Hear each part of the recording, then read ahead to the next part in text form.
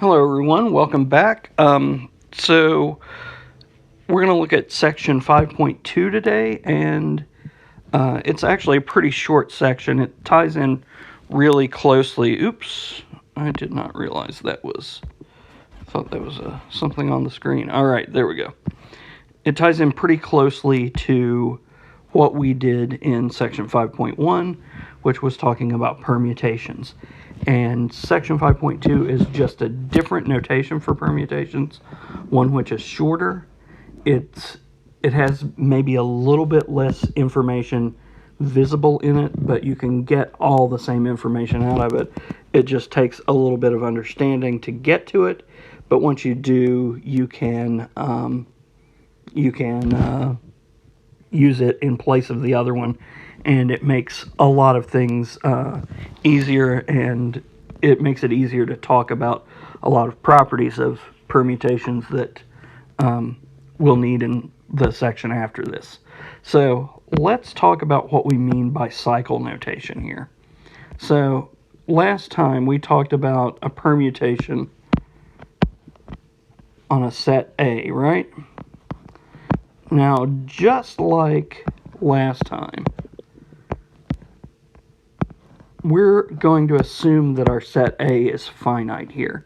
Again, you can make permutations on infinite sets, and in fact, maybe I'll talk a little bit about that here.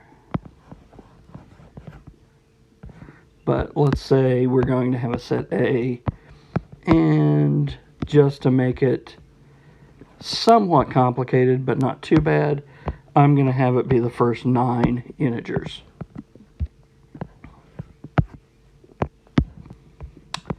Things will actually change if you have more than 9 integers, and I'll talk about that in a little bit, just because you have to add commas to make things clear. Oops. 8, 9. Okay, so there is our set. Now, let me do a little aside up here. Aside. So, permutations on infinite sets. So you can literally do this as well. I mean, it shouldn't be any surprise to any of you that you can make a function that is both one-to-one and onto an infinite set, right? From an infinite set to itself. We've done that even as far back as calculus.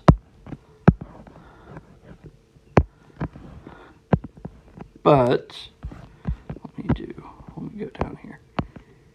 Infinite sets.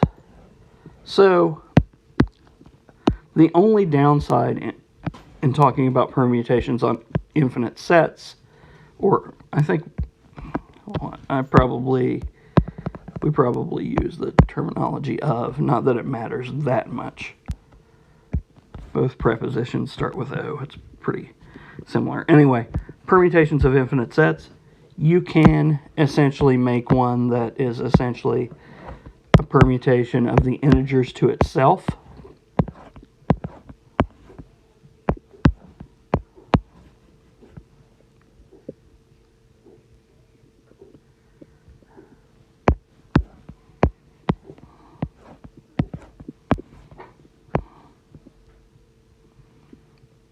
You can make a permutation of the integers to itself. For instance, an easy one would be by taking any integer to its opposite. I'll call it x here.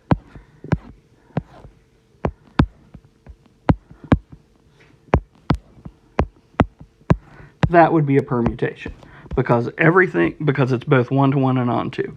So you could have that as a permutation. It wouldn't be any problem. Let me make that a little bit bigger.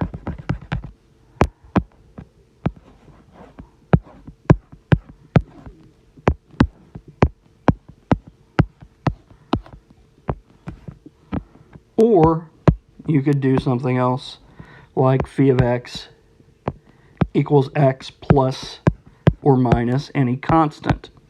And just as an example, you know, x plus 3 would work. But it could be x plus or minus any constant.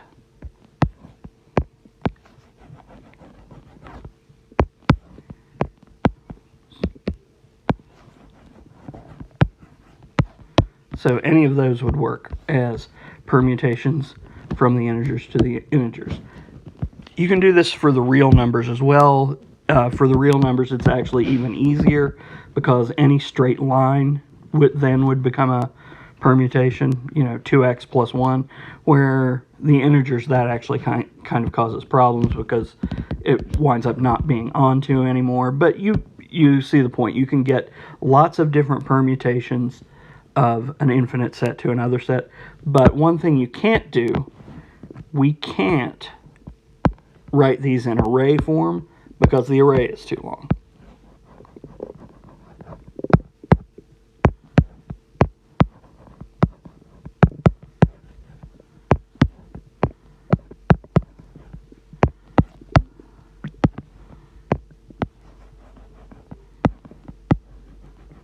We can't write these in array notation. Too many elements.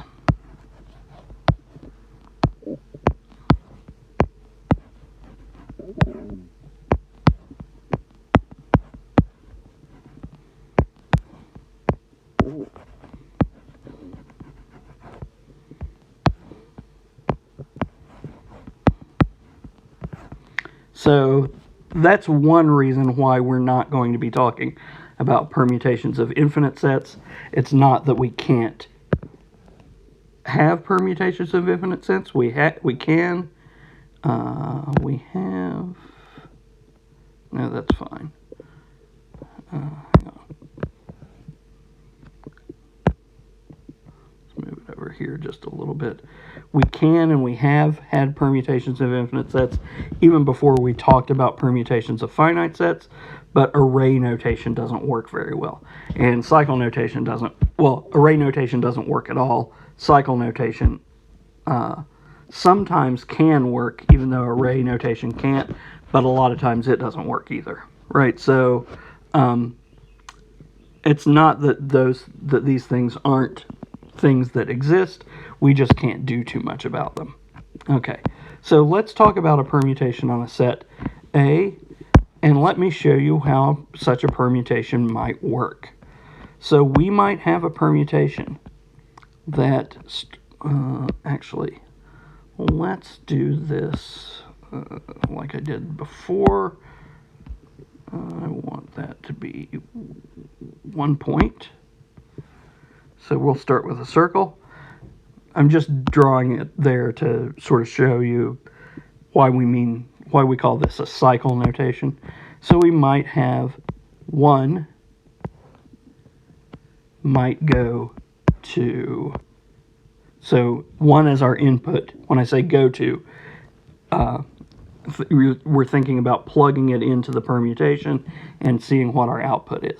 So we might have 1 go to 3, and then 3 might go to, I don't know, 7,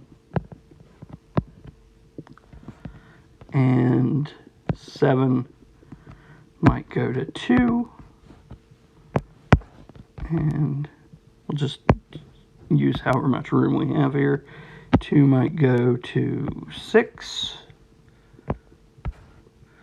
and I'm just making these up at random. There's not anything special about the functions I'm using. That's exactly the amount of room I want. And say 6 might go to 9. Okay, now you notice I picked the set A is 1 through 9. And you'll notice here I didn't use all those. That's okay. So we could write this permutation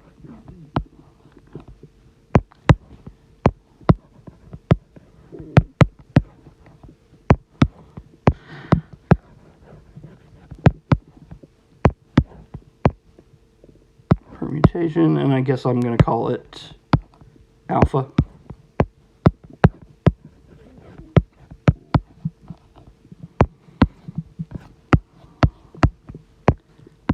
Alpha in array form.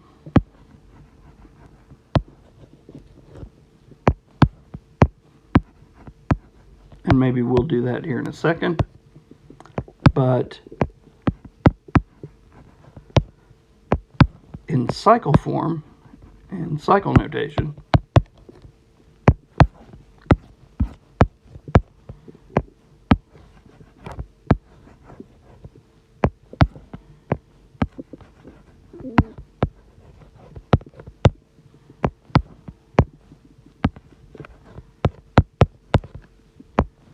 it looks like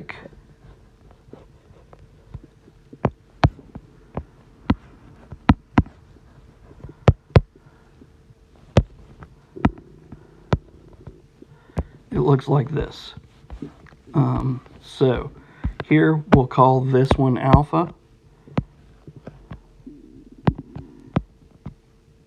I'll put that up to indicate that this is alpha. We would write out alpha equals, now you can actually write this several different ways. There's sort of a standard way of writing it, but I'm going to show you different things that mean the same thing. So we would start at 1, 3, 7, 2, 6, 9.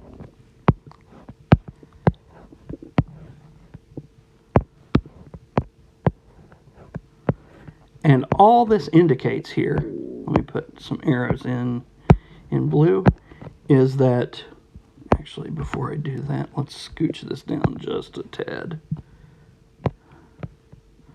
So what this indicates is that the output of 1 is 3, the output of 3 is 7, the output of 7 is 2. In other words, the output of each of these integers is the next integer until you get to the end, and then its output goes back to the start. So 9 goes back to 1. That's all cycle notation means. And it's always written as a parentheses with these digits in between. Now, I did want to mention this. Hang on. One little aside here.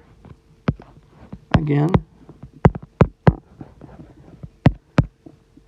So the aside is we need commas in between if we have more than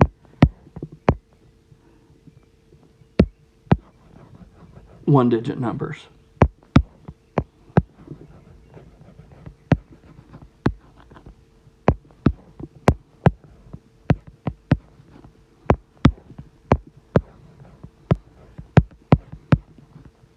Because, for instance, if you saw 12 there, you wouldn't know whether it was 1 followed by a 2 or then 1 and 2. So then at that point you would have to put commas in between.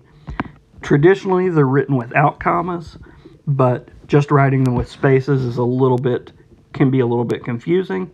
They're written without commas so as to not indicate that they're like ordered pairs standing for points or something like that. But we need commas in between when we have two-digit or more numbers involved.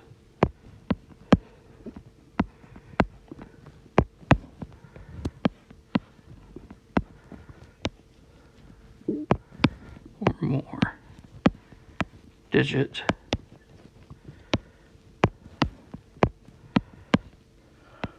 numbers.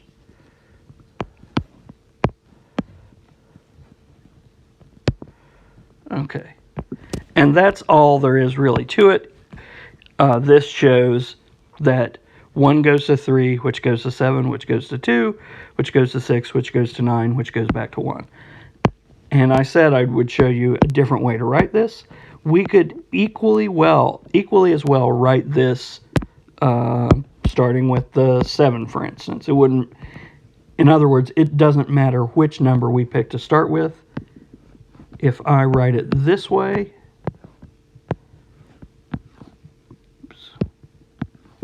this is the exact same permutation.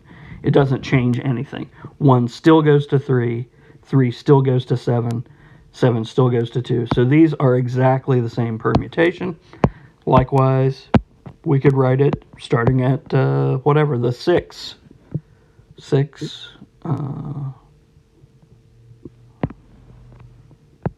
9, 1, 3, 7, 2, right? Is that what I did?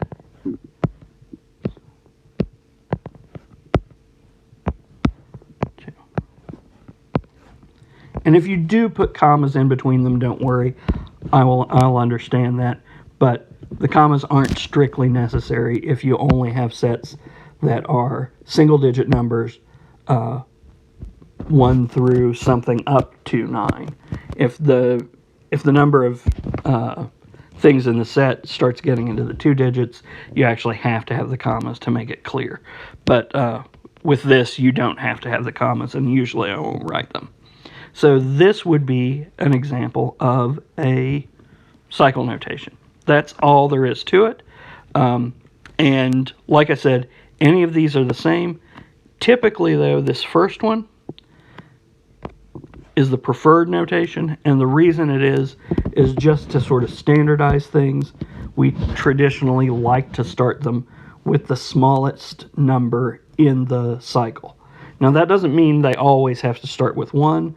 1 might not change in any way in the cycle. You'll notice the numbers I have here don't include, for instance, 4, 5, and 8. They're not in there, and that's okay. So you can have a cycle that doesn't start with 1. That all that means is that 1 goes to itself. Okay, so how do we translate array notation into cycle notation? Let's reverse these questions first. Let's move this down right about here. Okay, and move this one up right about there. Cycle notation into array notation. So I'm going to use the example that we just did. So, what is it? 1, 3, 7, 2, 6, 9. How we translate this? Well, we remember what our entire set is. So we put our set A on top in order, just like we did in normal array notation. So 1, 2, 3, 4, 5, 6, 7, 8, and 9. Oops. And then on the bottom, so this first row is, set A. That's what's included there. And the bottom just shows what everything goes to. Well, the cycle also tells us what everything goes to. So if we look at this cycle, it tells us 1 goes to 3. So we would put a 3 directly below the 1. So go ahead and, well, no, I guess I should do this whole one out. Also, it tells us 3 goes to 7. So I should be able to do that there. Next, it tells us 7 goes to 2. So I should be able to put a 2 below the 7. 2 goes to 6, so I should put a 6 below the 2. 6 goes to 9, so I should put a 9 below the 6. And 9 goes to 1, so I should put a 1 below the 9. And this is how you use the cycle to rewrite the bottom row. Now you'll notice that that is not all the numbers there. And the cycle doesn't have to include every single number. The ones that aren't included, we just write them below themselves because they aren't changed by that cycle. And so this would be a translation of cycle notation into array notation. And you can see from this one reason why cycle notation is better than array notation. It's much shorter. It's a little bit hard to understand intuitively, but once you get it, writing it the way we have on the left here, like this, is just as clear and easy as what we have on the right. But, let me see if I can erase. I did. Good. All right. It's just as clear and easy as what we have on the right, but it's much shorter. So that's how we can translate a cycle notation into array notation. Just to have you all practice this a little bit, let's say our set A is again 1 through 9. And here the set we always do include commas. 1, 2, 3, 4, 5, 6, 7, 8, and 9.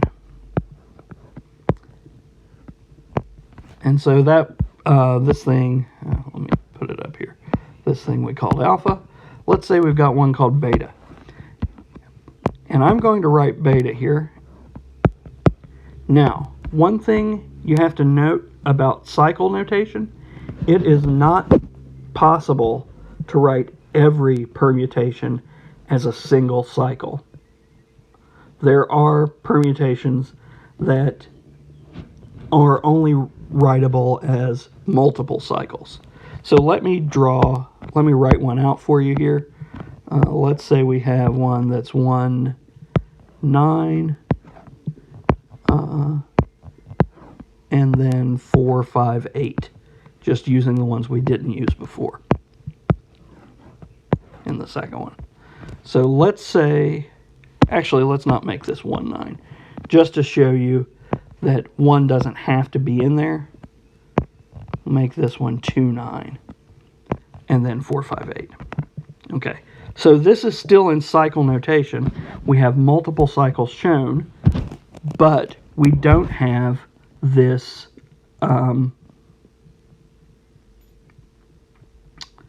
it still doesn't affect every number, and there's no way we can combine these into one cycle, because that would say if you apply this, somehow 2 can eventually get to 4.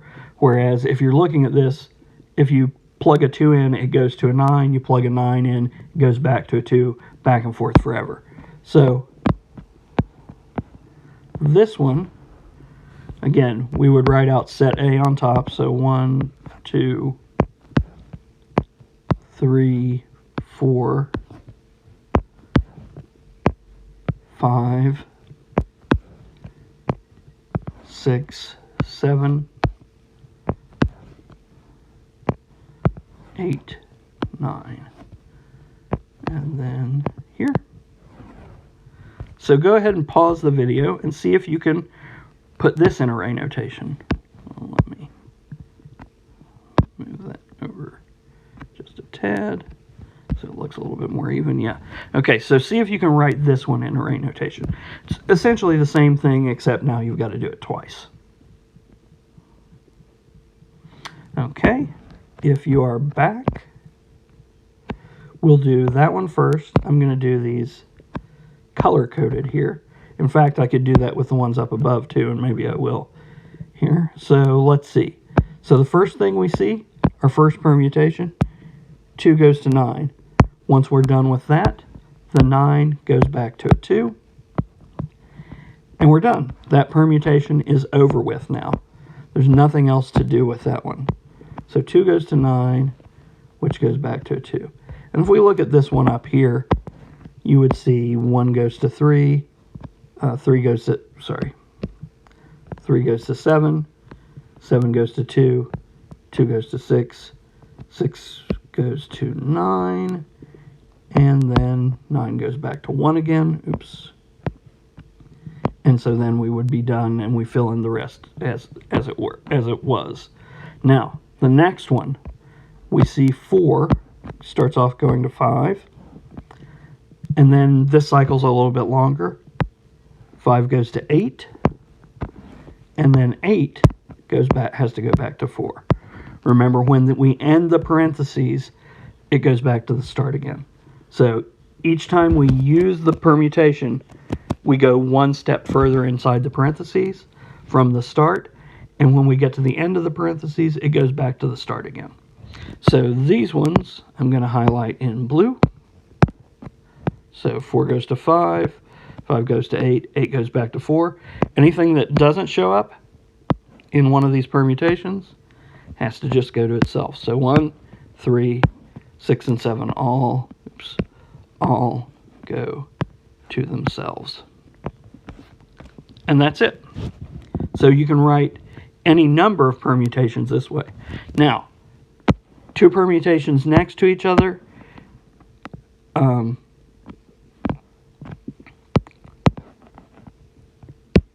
even though these don't, and I might put this a definition related to this later, two permutations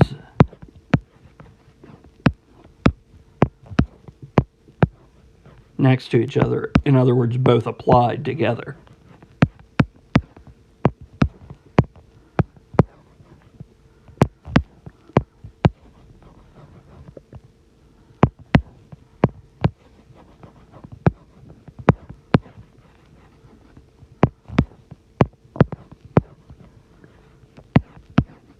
both applied consecutively,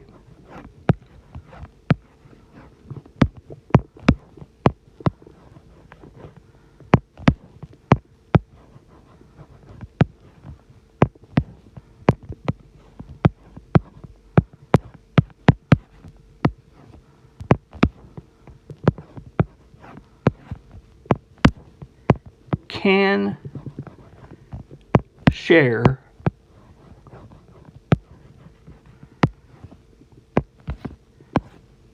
digits or elements. And that, of course, does make things more complicated.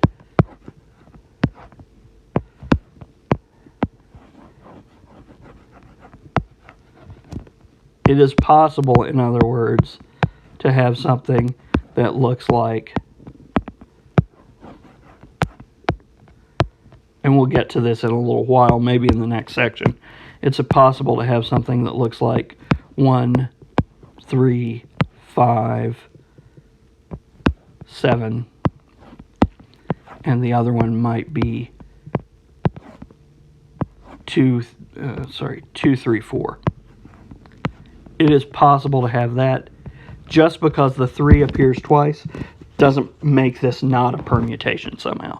It does make it harder to write it in array notation, and we'll talk about that here in a second, but in fact, maybe I should talk about that now, shouldn't I? Okay, so here, let's move you down.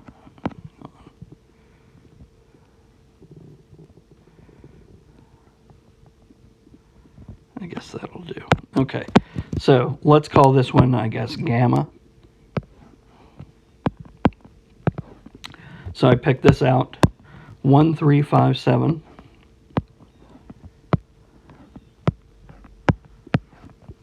Two, 3, 4.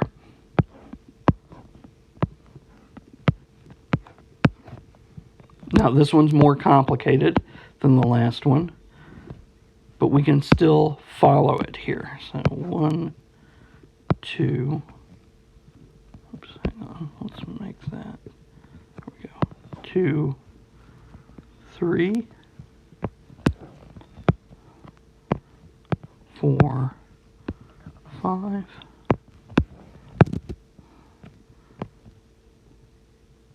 6, 7. This is how I'm going to make the spacing about equal. 8, 9. And again, I'm using the same set for A here. A can be a different set. I'm just using the same one that I used before. In fact, just to make it clear that A can be a different set, let's stop with 8 here. So this one would be for set A equals 1 through 8.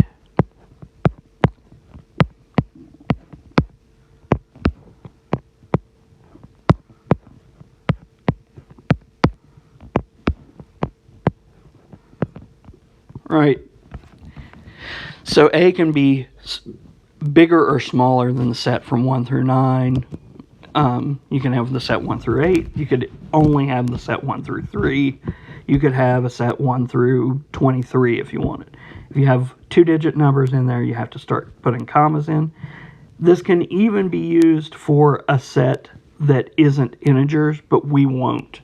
So like you could have the set A be a set of letters or other symbols. This would work just as well, but we're only going to deal with integers because just renaming the things in other symbols serves to confuse without actually providing anything new. But like, for instance, I could have, instead of 1, 2, 3, 4, I could have heart, club, spade, diamond as my set, or I could have A, B, C, D. Those would work just as well. Okay, so if we have more than one permutation at a time, what we do is we apply the second one first, like we saw last time.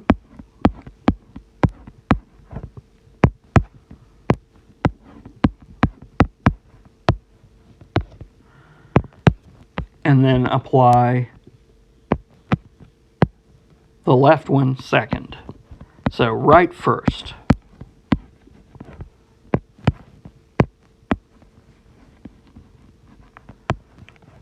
So how would we do this? Well, let me show you.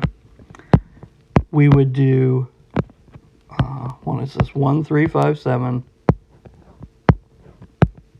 2, 3, 4.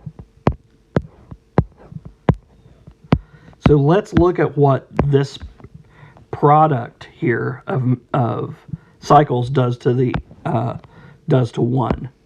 So what does this do to 1? Well, actually, I should. Let me write it here. Oops. See, normally this is a function, so we'd use parentheses, but that does confuse things in cycle notation.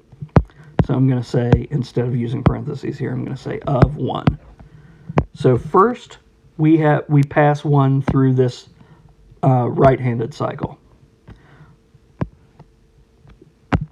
If we notice, there's no 1 there, so this doesn't change 1.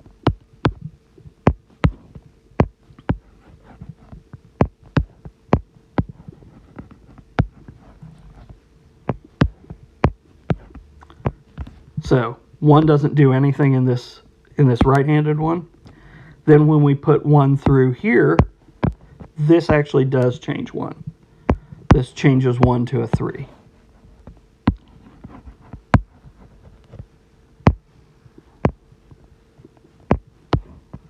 Changes 1 to 3. Okay, so the first one doesn't change 1 at all. The second one changes 1 to 3. Actually, let me make this roughly the same size.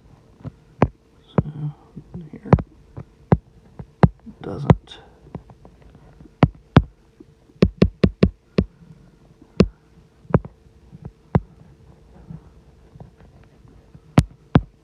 Change 1. So if we look at what happens overall by both of these, I'll even highlight them again, but the highlighting isn't going to work quite the way it did before. So you see here 1 goes to 3, so that's pretty much all we can say about 1. If we look at 2, we start off by seeing what each would do to 2. Here. 1, 3, 5, 7. Then 2, 3, 4. And now this time I will say of 2. So here, this second one here, now this one, I use arrows. So this changes 2 to 3.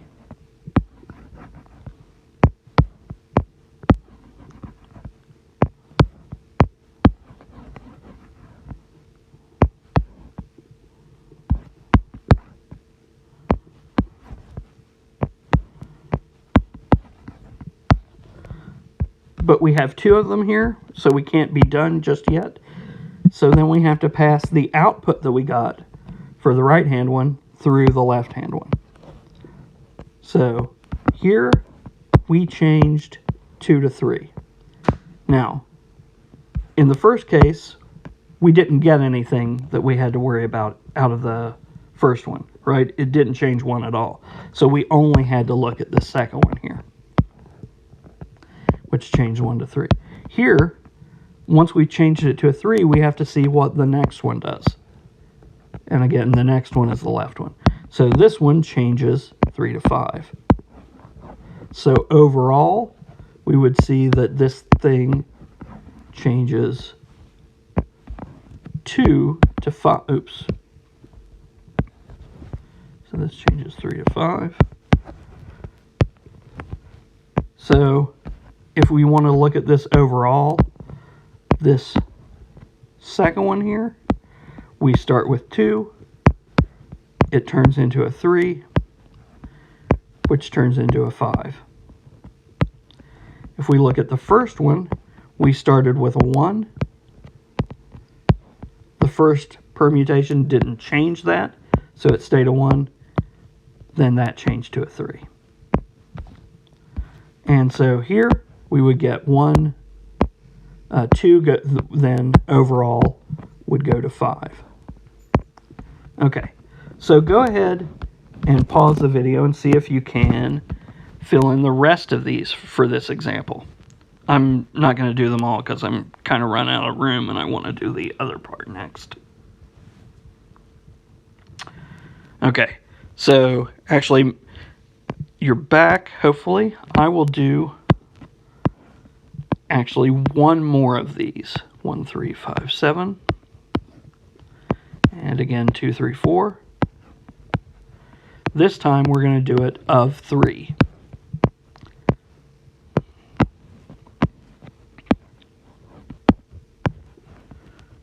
So again, I'm going to write it out like I did here. So we're going to start with 3.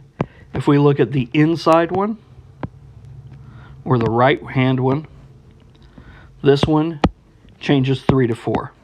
Oops, that is wrong. Changes 3 to 4.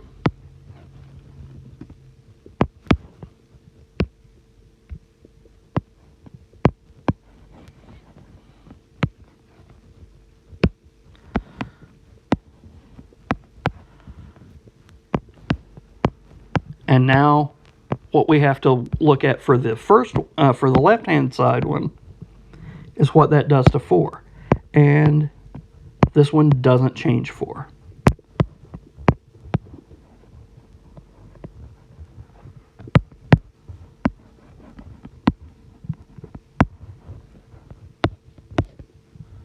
And so you would get 3 goes to 4, and then after you get a 4, it stays a 4.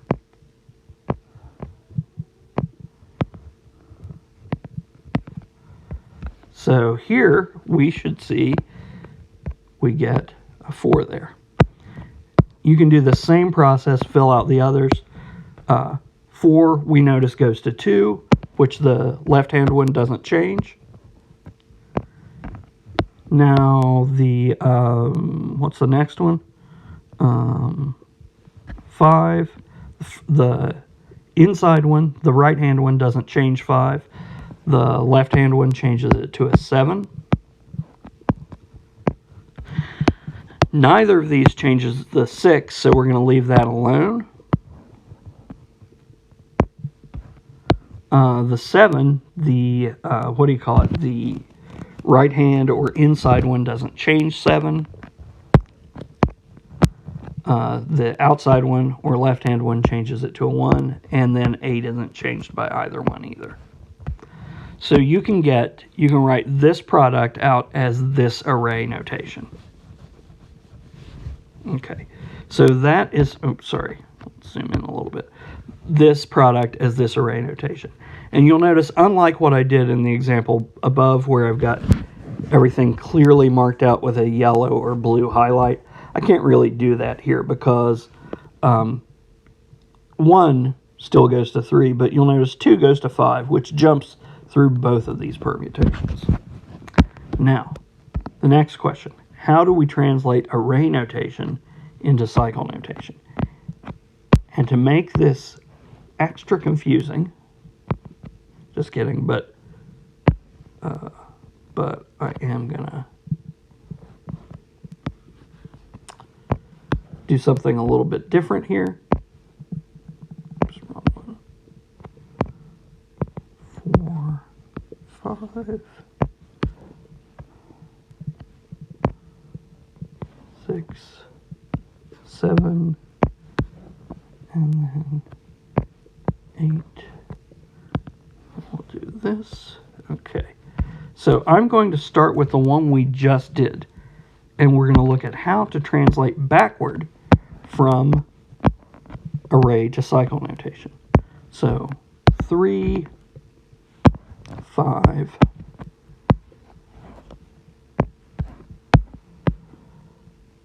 4, 2, 7, 6, 1, 8. 4, 2, 7. 4, 2, 7, 6, 1, 8. So how you change this into cycle notation is you start with the first element that's changed.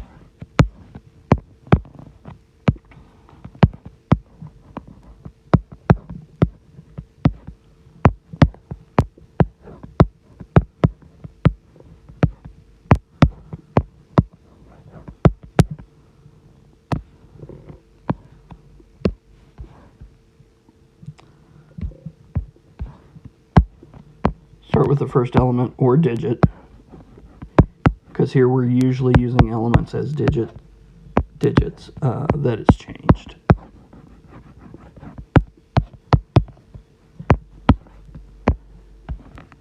And when I say first here, I mean first in numerical order. So it doesn't necessarily always have to start with 1, but it's either going to start with 1, or if 1 remains unchanged, then it'll start with 2, and so on. So here we start with 1.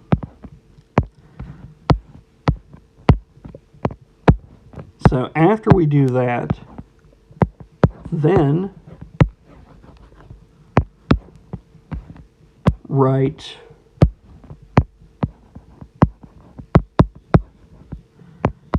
out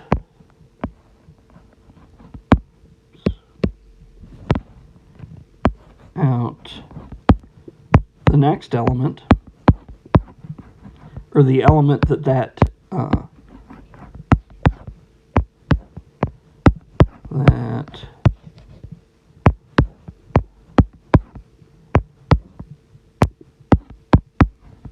is the output of the one you just wrote. So the one that the permutation turns that one into.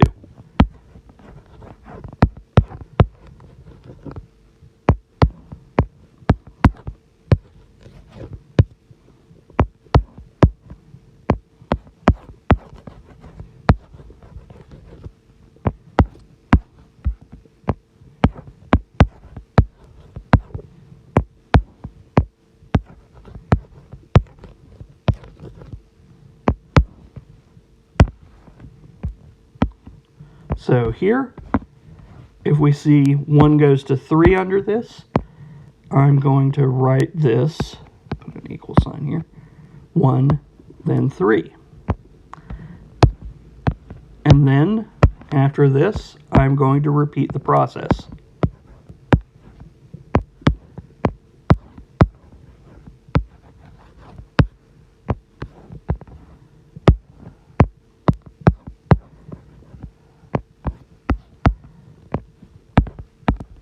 And that will almost get us done.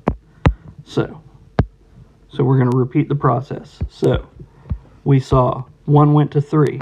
Then 3 goes to 4. Then 4 goes to 2. Then 2 goes to 5. Then 5 goes to 7. And here is where we stop repeating the process.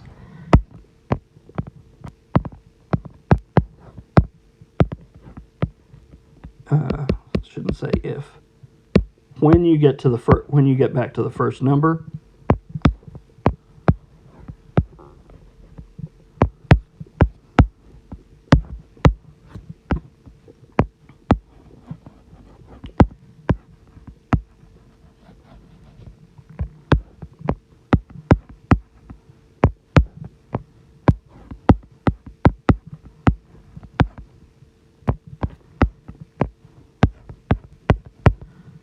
close the parentheses, because that's how we say we go back to the start.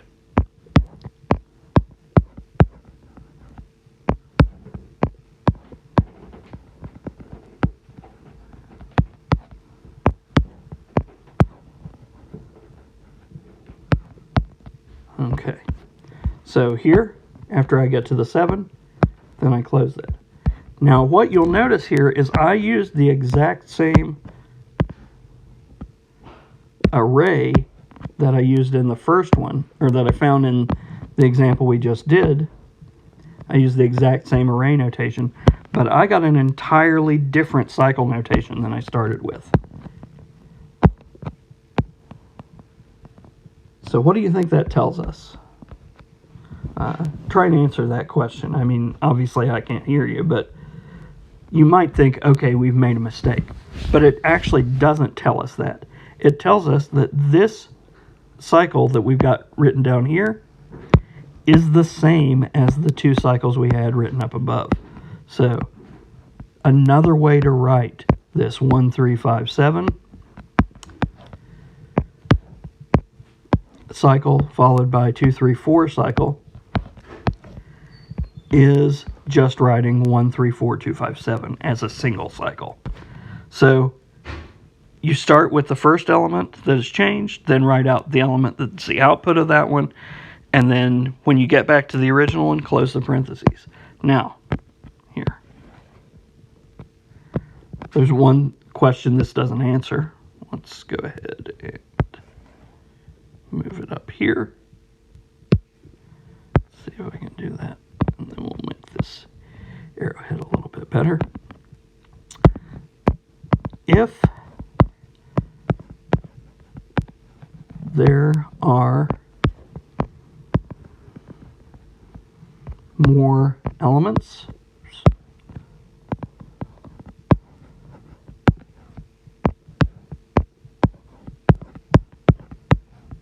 that the permutation changes,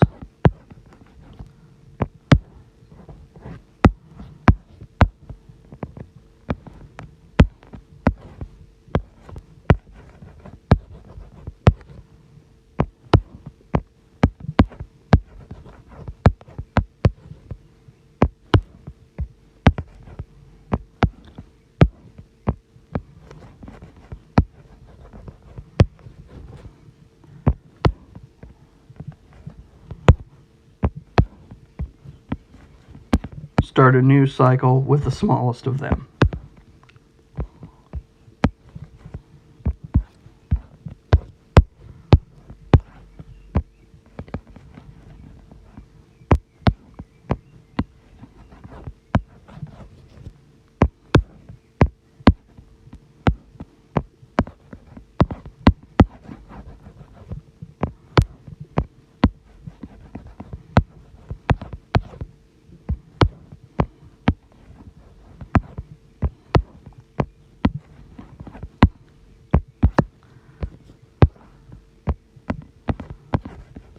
So, you're not guaranteed to be done after you write out a single cycle.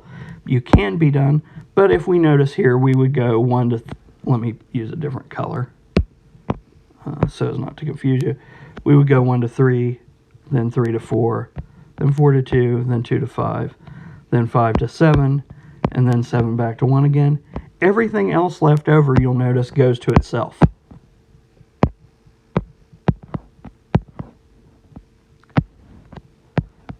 These last two go to itself.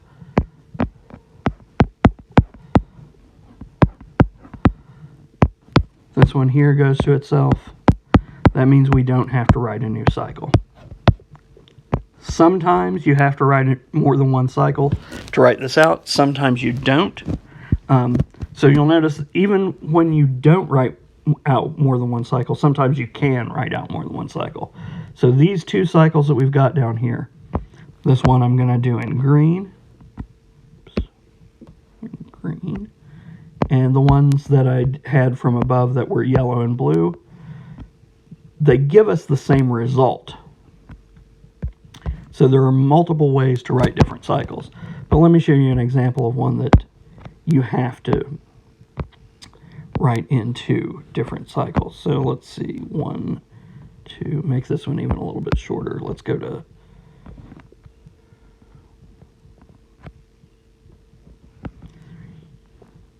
4,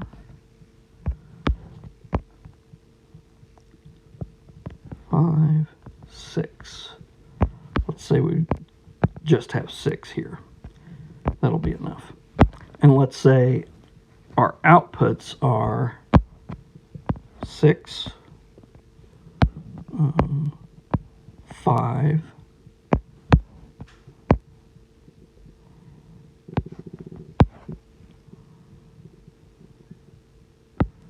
4, 2,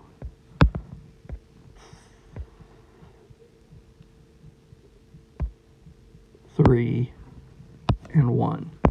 Every example we've had so far has left at least one thing alone. This one changes everything. But you notice if we try and write this one out, go ahead and actually try that just as a reminder. Oops, let me move that down one line. It looks like a sad face now. Okay, just as a reminder, you start out with 1. And so try and write this out in cycle form. Remember, we've got our rules over here.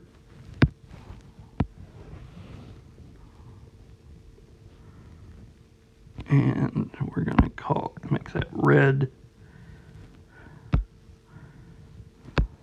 And these ones here will make red also. So these are our rules for how we do this. Okay, so the rules are there. Try to write this in cycle form.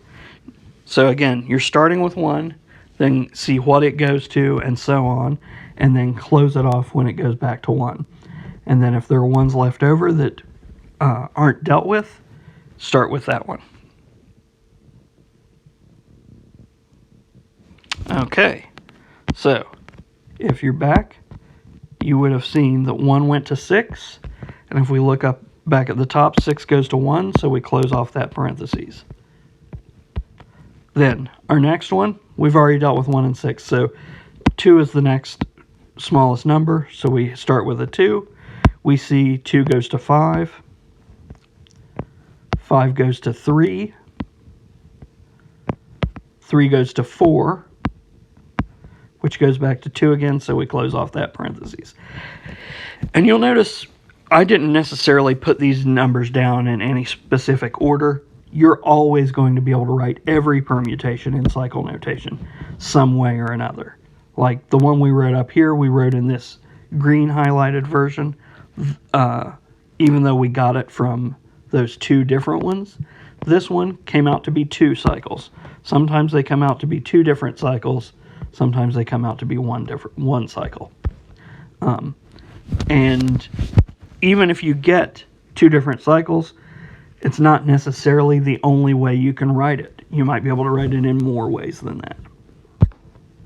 Okay, so this is summing up how we translate array notation into cycle notation. Let's move this over so it's a little bit more lined up. One further note, final note here.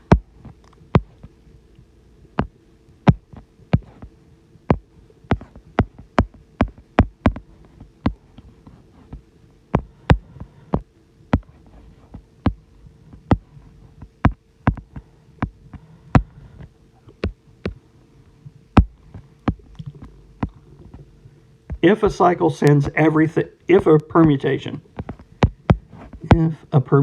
sends everything to itself. In other words, everything is its own output.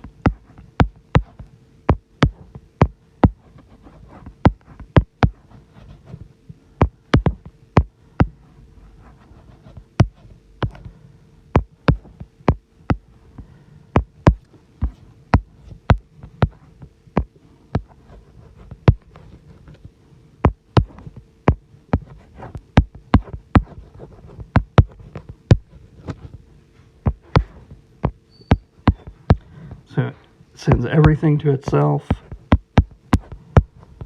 And I'm going to write it as a function here, i.e., let's say if we had our permutation was phi,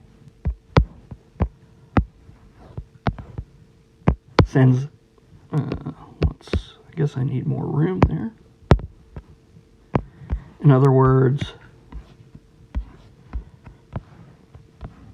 phi of x equals x for all x. Obviously, the way we've written most of these cycles doesn't make sense. We can still write it in cycle notation. We just write it as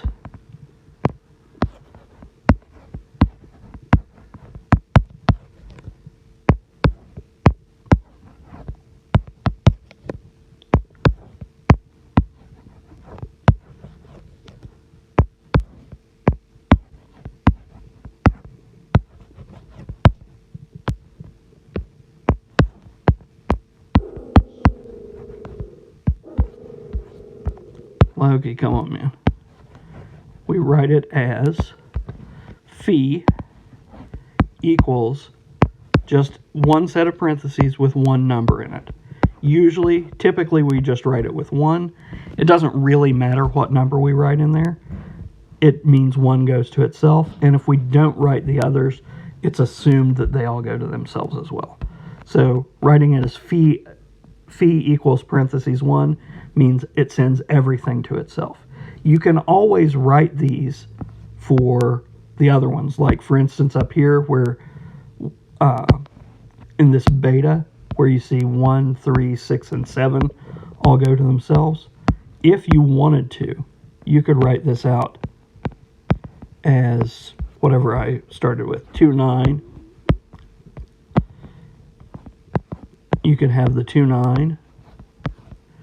You could have the 3. You could have the 4, 5, 8. And you could, is that what it was? 4, oops. I'm going to have to in small in those there, aren't I? Yeah, let's see. 4, 5, 8, yeah. So you can write it out as, let me write this smaller here so it'll work. 1, 2, 9. 3, 4, 5, 8,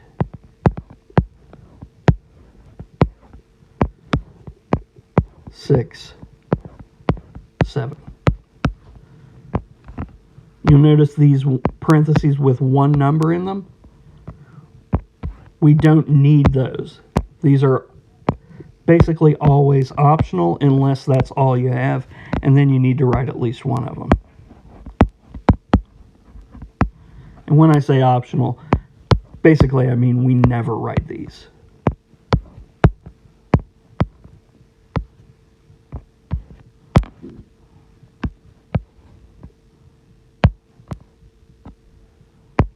So we never write that one, that one,